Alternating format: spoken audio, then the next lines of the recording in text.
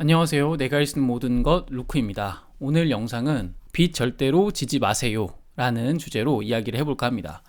먼저 이렇게 빚을 지지 말라고 한다라고 하면 사실 좀 앞뒤가 안 맞는 부분이, 예를 들어 우리가 부동산을 구매할 때, 아파트를 살 때 빚을 하나도 없이 산다거나 아니면은 다른 자산 가치가 있는 것들을 살 때도 마찬가지로 전혀 빚을 안 지고 살 수는 없잖아요. 특히나 자본주의 사회 같은 경우는 이 빚을 지고 사는 사회죠.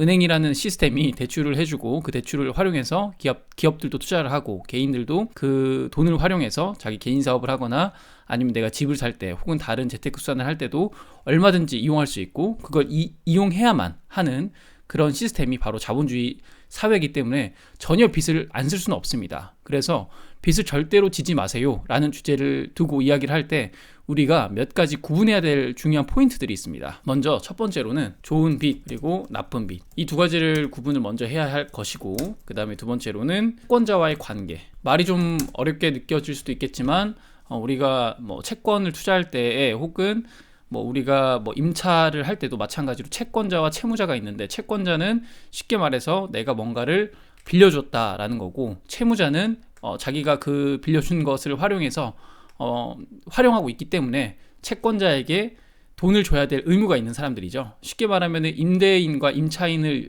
비유하자면 채권자는 건물주라고 볼 수 있고, 그 다음에 채무자는 그 건물주한테 돈을 주는 세입자라고 볼 수가 있겠죠.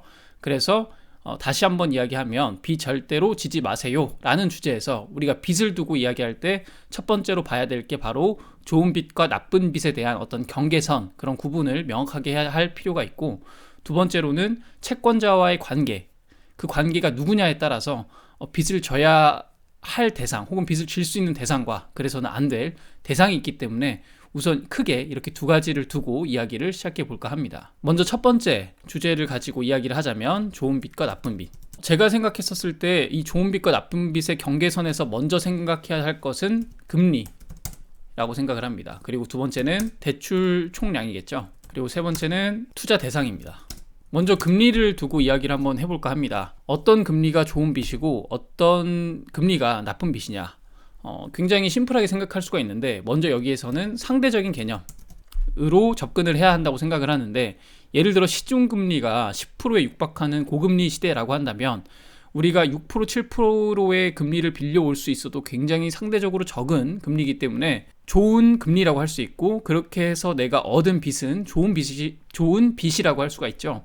그런데 반대로 저금리 시대에 1% 2% 했었던, 실제로 저희가 2019년 20년 이때는 굉장히 저금리 시대였는데, 그런 저금리 시대에는 상대적으로 4% 5%만 되어도 굉장히 고금리처럼 느껴지고, 마찬가지로 우리가 2010년도 때에 저금리 시대에 살고 있었기 때문에 지금 5%의 금리, 6%의 금리가 굉장히 고금리처럼 다가오지만 사실 그것도 상대적인 개념일 뿐이지 실제로는 그 자체가 절대적으로 봤었을 때는 높다 낮다를 평가할 수가 없습니다. 그렇기 때문에 우리가 좋은 빚과 나쁜 빚을 구분하는 데 있어서 이 금리는 상대적인 개념으로 접근해야 맞다라고 생각을 하고, 당연히 이 상대적인 개념에서 저희가 기준으로 생각하는 이 시중금리라고 생각했었을 때 그 시중금리에서 가산금리가 붙어가지고 우리가 대출을 받는데, 그 일반적인 대출금리로 봤었을 때 그것보다 내가 훨씬 더 저금리로 1%든 2%든 낮게 받을 수만 있다면 굉장히 좋은 금리겠죠. 예를 들어 1억 정도의 대출 총량을 봤었을 때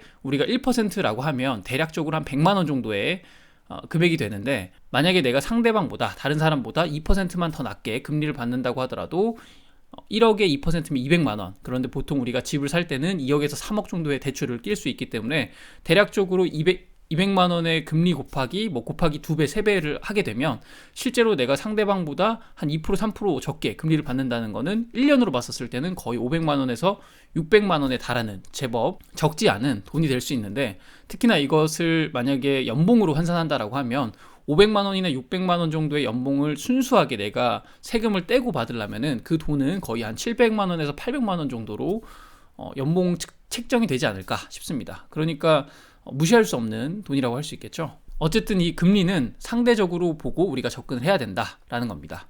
그 다음으로 봐야 될 게 이 대출 총량인데, 여기서는 절대적인 개념이 저는 중요하다고 생각합니다. 왜 그러냐면 우리가 예를 들어 연봉이 다 다르잖아요. 내가 한 달에 100만 원을 버는 사람이 있을 수도 있고 500만 원을 버는 사람들이 있을 수도 있고 뭐 1000만 원을 버는 사람이 있을 수도 있는데, 예를 들어 1000만 원을 버는 사람한테 내가 한 달에 대출 이자를 100만 원씩 갚는다.